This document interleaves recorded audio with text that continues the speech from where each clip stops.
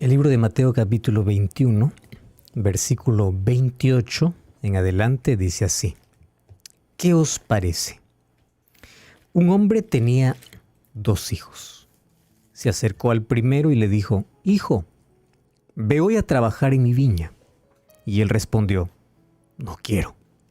Pero después se arrepintió y se fue. Se acercó al otro y le dijo de la misma manera. Y respondió, Sí, iré. Pero no fue. ¿Cuál de los dos hizo la voluntad de su padre? Respondieron, el primero. Entonces Jesús les dijo, os aseguro que los publicanos y las rameras van delante de vosotros al reino de Dios. Juan vino a vosotros en camino de justicia, no creíste en él. Los publicanos y las rameras creyeron en él. Y aunque vosotros lo visteis, no os arrepentisteis después de creer en él. Qué fuerte aquello que Jesús acaba de decir. Totalmente fuertísimo para alguien que cree que al cielo se llega con méritos. El que cree, porque de tal manera amó Dios al mundo, que dio a su Hijo unigénito, no es para aquel que se porta bien tenga vida eterna, sino para aquel que cree. Y claro, aquel que cree se va a portar bien como resultado, como evidencia de la gracia de Dios. Pero no son sus méritos que lo lleva al cielo, es su fe en Jesús. Bueno, vamos al punto de la parábola.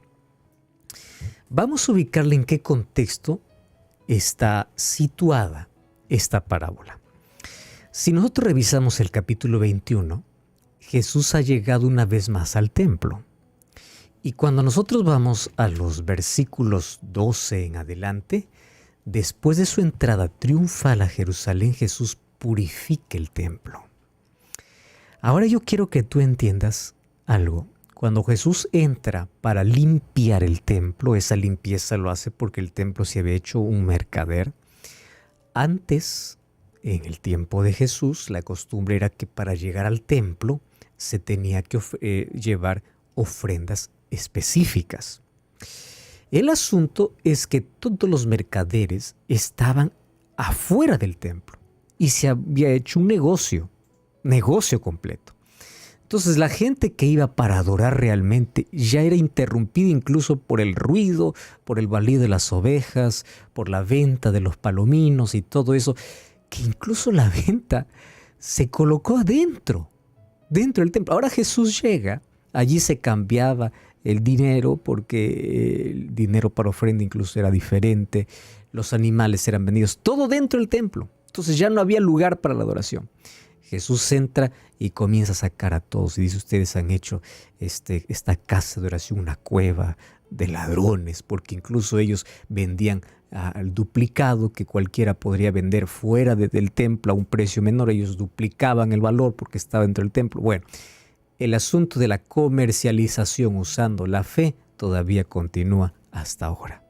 Hoy ya no se vende ovejitas ni palominos, sino se venden escobas santificadas, pañuelos santificados, aceite bendito, etcétera, etcétera, etcétera. Jesús viene y dice, ustedes son ladrones. Ustedes están comercializando dentro del templo, donde ese lugar de adoración ustedes lo han convertido en un mercado. Y Jesús comienza a sacar a todos ellos. ¿Cuál crees que fue la reacción de los líderes que permitieron todo eso? Porque obviamente ellos eran tan celosos para algunas cosas y tan liberales para otras, como muchos hoy. Eso continúa. A veces uno visita algunos lugares donde uno ve que son tan celosos en algo y tan liberales en otras cosas. Llega Jesús y después de hacer la limpieza del templo, ¿tú te imaginas cómo quedaron la élite de la nación? Estamos hablando de sumo sacerdote, el sacerdote, los líderes. Ellos tomaron esta limpieza no como algo que era la voluntad de Dios, sino como un desafío a la autoridad. Porque la religión en ese tiempo ya no era más de devoción, era más de formalidad.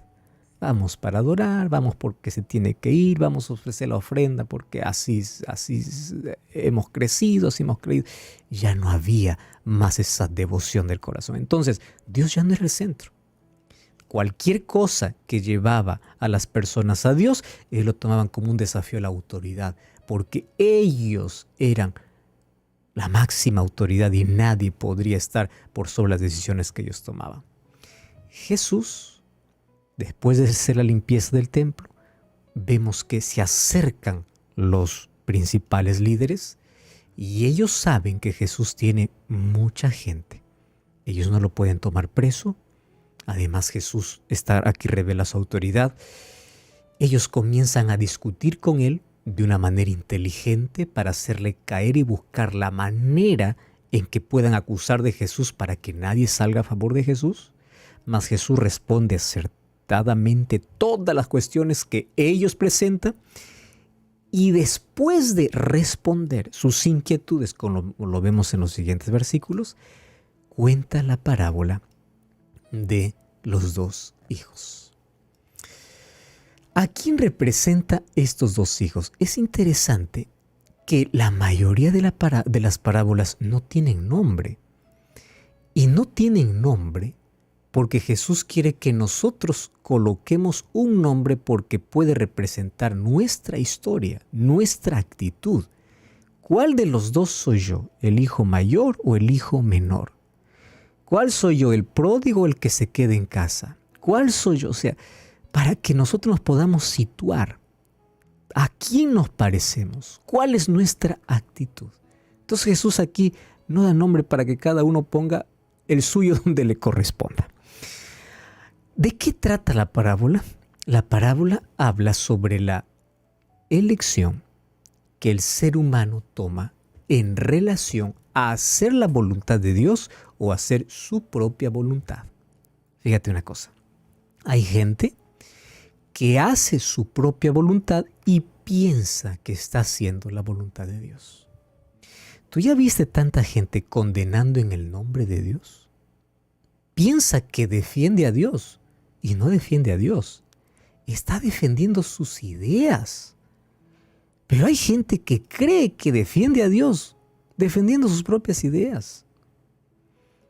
Ahora, ¿nosotros estamos haciendo la voluntad de Dios o nuestra propia voluntad? Y esta parábola encaja perfectamente. Ahora fíjate, Dios aquí muestra una vez más cómo la libertad es real en cada ser humano. Cada ser humano es capaz de decir sí o es capaz de decir no. Es capaz de decir no y luego arrepentirse o es capaz de decir sí y no hacer. O sea, tú eres libre. La libertad es real. Hay gente que dice que el ser humano nació predestinado, el que nació para salvarse se salva sí o sí, el que nació para perderse ya se pierde. No, la libertad es real. Tú decides. Dios no creó clones, Dios no creó gente programada, porque si no, no fuéramos seres humanos, seríamos una colmena, un ejército, pero no parte de la familia o parte de la familia de Dios.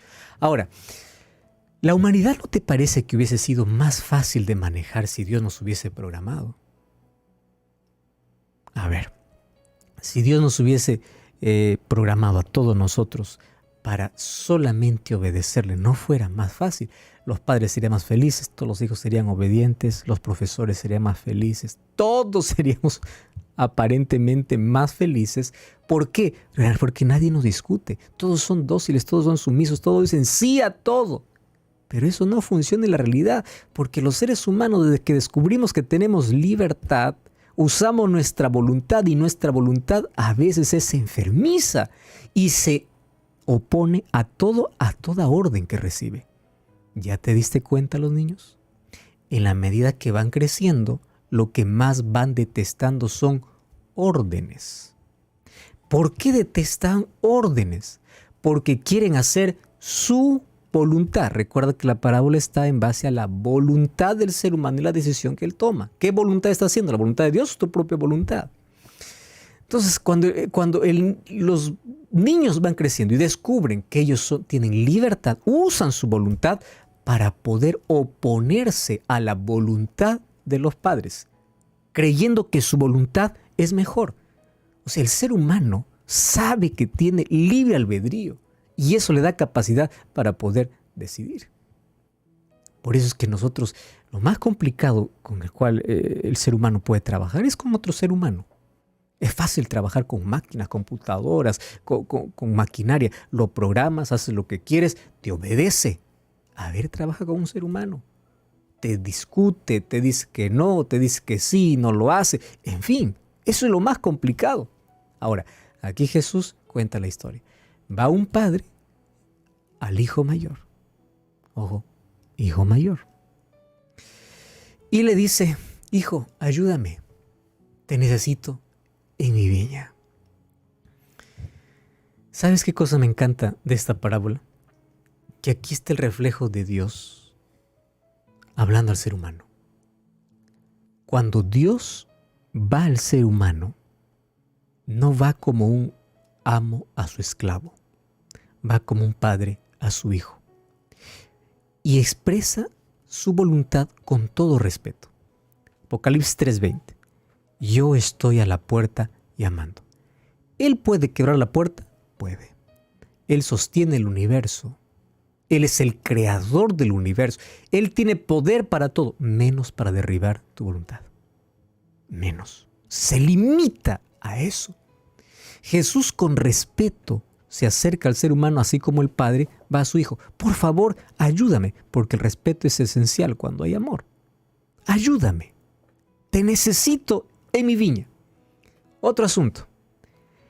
El padre no le obliga, no lo manipula al hijo para que éste pueda ceder. Él no le dice, hijo, mira, te doy todo en casa. Te doy pan, te doy abrigo, te doy techo. Tienes que ayudarme. No le saquen cara las cosas que le da. Simplemente apela a la voluntad. ¿Puedes ayudarme?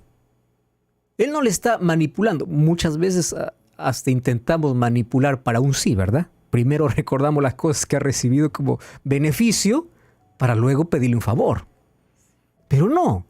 Simplemente el padre le deja para que el hijo pueda libremente elegir por sí mismo.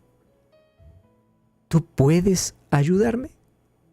¿Qué cosa hace el muchacho? La respuesta es contundente, es cierta. No, no quiero. Y eso es lo paradójico en nuestra naturaleza humana. A las cosas que debemos decir sí, casi siempre decimos no. Y casi siempre cedemos a aquello que no debemos ceder. Desde que somos niños, queremos hacer nuestra propia voluntad.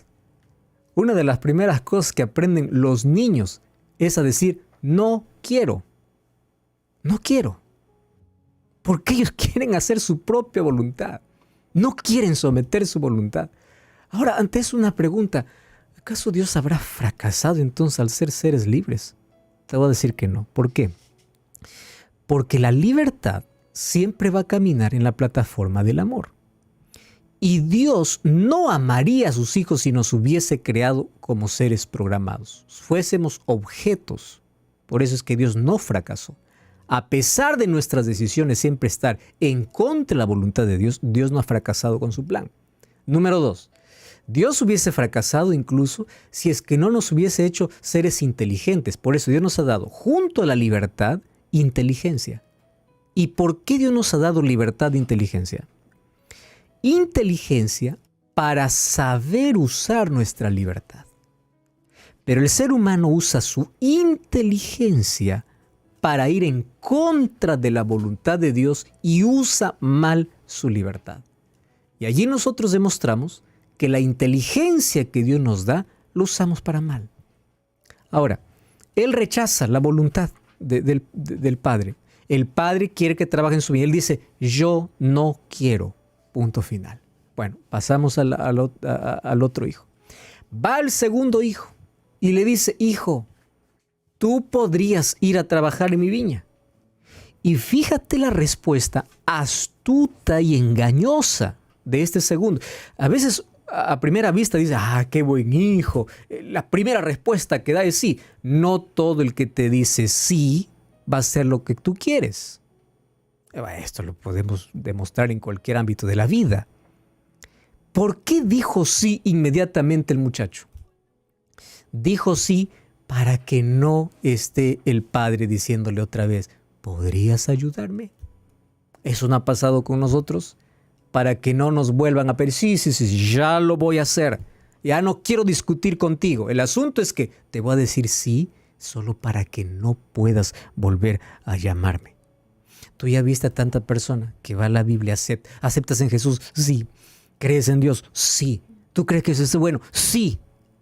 ¿Entrégate a Jesús? No. O sea, ¿cómo es sí o no? El asunto es que a veces decimos sí, solamente para silenciar la voz del Padre. ¿Qué hace el Padre? Absolutamente nada. Deja que sus hijos puedan finalmente decidir. Pero mira qué interesante. Uno de ellos queda reflexionando y dice, ¿y por qué no? Yo dije que no, pero ¿por qué no? Yo voy a hacer la voluntad. Porque hacer la voluntad del Padre es un privilegio. Después de todo lo que yo recibo aquí en casa, hacer su voluntad es una expresión de gratitud. La obediencia siempre será la expresión de gratitud a Dios por todo lo que nos da. Él no nos manipula diciendo, por todo lo que te doy tienes que hacer eso. Pero siempre la gratitud te va a llevar a hacer la voluntad del Padre y no a hacer tu propia voluntad. Sin embargo, aquel que dijo, sí, lo haré, finalmente no lo hizo. ¿Qué representa? Aquí Jesús concluye diciendo, ustedes judíos a todo dicen, sí. Y finalmente, su corazón está lejos de mí, ofrecen sacrificios, hacen del templo un mercado, hacen su voluntad. Sin embargo, cuando dicen, sí, Señor, sí haremos. Sin embargo, allá afuera hay rameras, hay ladrones, hay tanta gente que hoy dice, no. Pero un día llega el Evangelio. Y aquellos que dijeron no, dicen sí. Yo voy a hacer la voluntad de Dios, no mi propia voluntad. ¿Sabes cuál es el peligro? El peligro es que hay tanto religioso que ya se volvió insensible a la voz de Dios, porque a todo dice sí, pero no hace nada. Mientras tanto, habrá tanta gente afuera que consideramos perdidas y pecadores, que hoy dicen no, pero un día ellos abren su corazón y harán la voluntad de Dios. Por eso Jesús dice, ellos estarán adelante, no por su pasado, sino porque ellos, aunque al comienzo dijeron no, finalmente terminaron haciendo la voluntad del Padre. Yo no sé cuál de los dos es tu caso, es tu realidad, mas hoy quiero invitarte en el nombre de Dios a someter tu voluntad a Dios. Por favor, no sigas en tu propia terquedad ni en tu propio capricho. Dios te está llamando y Dios te dice, yo te necesito en mi viña. ¿Cuál es tu respuesta? Vamos a orar. Gracias, Señor, por tu palabra. Enséñanos a hacer tu voluntad. Ayúdanos a tomar decisiones inteligentes para que nuestra libertad pueda ser usada para bien.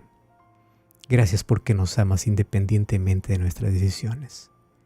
Y ayúdanos para que cada vez que decimos no a tu voluntad, podamos arrepentirnos y finalmente terminemos haciendo tu voluntad y no la nuestra. Hágase tu voluntad en el cielo, en la tierra, en nuestra vida. En el nombre de Jesús. Amén.